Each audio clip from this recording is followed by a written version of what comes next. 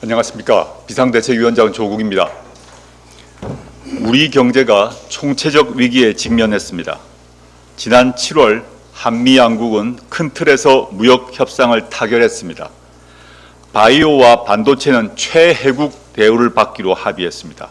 그런데 미국 정부가 후속 조치를 협상하는 과정임에도 바이오와 반도체에 대한 100% 관세 폭탄 카드로 우리를 압박하고 있습니다. 이런 상황에서 트럼프 대통령은 한국이 미국에 투자할 3,500억 달러는 선불이다 라고 목까지 박았습니다. 우리 돈으로 무려 약 500조 원입니다. 3,500달러를 단기간에 미국에 보낼 경우 국내 외환시장에서 원달러 환율 급등 사태가 발생할 것입니다. 한국의 외환 보유고도 바닥을 보이게 될 것입니다. 국가 간의 투자는 상호 호혜적이어야 합니다. 자본과 기술을 투자하고 이익을 공유하며 성장과 번영의 기회를 함께 만드는 것이 투자협정의 본질입니다. 관세 폭탄과 3,500억 달러 선불 압박은 투자협정의 외피를 두른 불평등 조약입니다. 수탈과 예속을 강요하는 것입니다. 한미양국이 70여 년 동안 다져온 신뢰 기반을 흔드는 행위입니다. 첩첩산중입니다. 그래도 어떻게든 돌파구를 찾아야 합니다. 국회가 강력한 행동에 나설 때입니다. 대한민국의 경제 주권이 달린 문제입니다. 국회가 정신을 바짝 차리고 이재명 대통령에게 힘을 모아 주어야 합니다. 이 문제만큼은 여야가 따로 있을 수 없습니다. 국민과 국익을 대표하는 국회가 대한민국에 대한 일방적 대미 투자 요구 즉각 철회를 결의해야 합니다. 또 대한민국 노동자들을 쇠사슬로 감은 야만적 조치에 대한 미국 정부의 공식 사과와 보완 대책도 요구해야 합니다.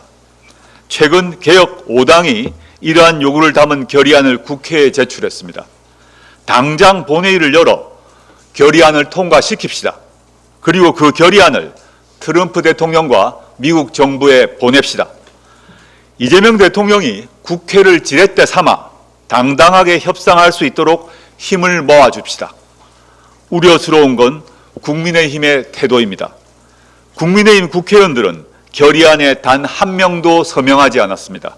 심지어 우리 국익을 파괴하려는 트럼프 대통령에게는 한마디도 못하면서 국익을 지키기 위해 사력을 다하는 이재명 대통령만 비판하고 있습니다. 정신 차리십시오. 귀하들은 대한민국의 국회의원입니다.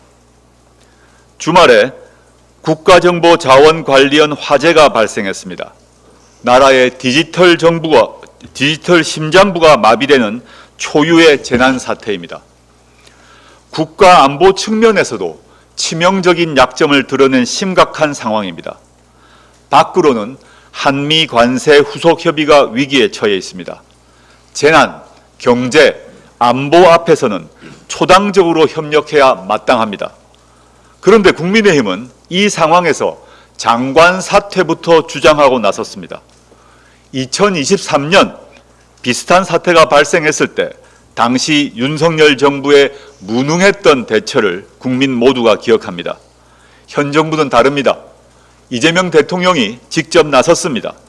즉각적으로 대국민 사과까지 했습니다. 굳이 지난 이상민 장관 시절을 언급하지 않겠습니다.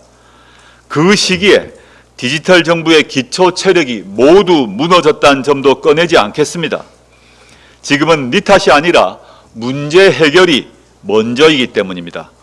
이번 사태는 현 정부만의 문제가 아니라는 점을 직시해야 합니다. 역대 정부의 안일함과 실책이 누적된 총체적 결과입니다. 이제라도 소 잃고 외양간 고치는 수준을 넘어 잃은 소도 되찾는 대혁신의 전환점을 만들어야 합니다.